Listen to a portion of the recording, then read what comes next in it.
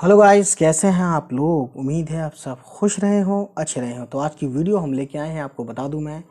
Chapter है 14 और गुलाम अहमद फुरकत काकोरी। काकोरी एक जगह है, मेरे ख्याल से कानपुर में है, ठीक है। और इनकी पैदाइश है 1910 की और 1973 में, ठीक है, इनका इंतकाल हो गया, या इन दुनिया को ये बाय बाय कह गए, ठीक। अब देखते हैं इनके बारे में, गुलाम अहमद फुरकत काकोरी साहब के बारे में। इनकी डिस्क्रिप्शन छोटी सी देखते हैं इसमें क्या है। फुरकत काकोरी का ताल्लुक़ एक इल्मी घराने से था, यानी पढ़े लिखे, इल्मी यानी पढ़े लिखे।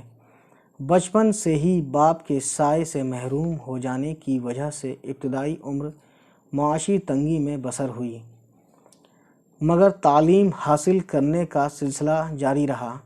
महरूम यानी कि एक तरह से वो उनको नहीं मिल पाई वो चीज़ जो चीज़ उनको मिलनी चाहिए, है ना। और माशी तंगी यानी कि पैसों की प्रॉब्लम, माशी बोलते हैं इकॉनमी, ठीक है, पैसों का प्रॉब्लम। लखनऊ और अलीगढ़ की दानिशगाहों से एमए बीएड की डिग्रियां हासिल की। तारीख़ के उस्ताद के तौर पर, तारीख़ बोलते हैं history, Anglo Arabic school Delhi में तकरीबन 30 साल तक दर्स व तदरीस के पेशे से वाबस्ता रहे। दर्स व तदरीस यानी कि टीचिंग से रहे, है ना, पढ़ाते रहे, पढ़ने पढ़ाने का काम था।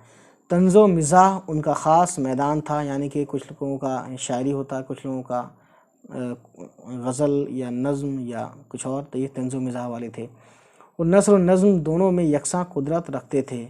उनका तर्ज़ तहरीर दिलचस्प और आम फहम है, ठीक है। आम फहम का मतलब होता है काफ़ी सिंपल है, सिंपल लैंग्वेज यूज़ करते थे। उनका शुमार उर्दू के मकबूल अदीबों में होता है। अदीबों यानी कि राइटर वगैरह जो होते हैं, पढ़े लिखे लोग, ठीक है।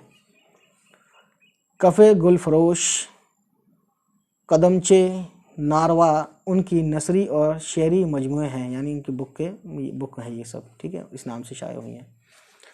तो गाइस, उम्मीद है ये वीडियो आपको पसंद आई हो। आज हमने बताया गुलाम अहमद फुरकत काकोरी साहब के बारे में, ठीक है।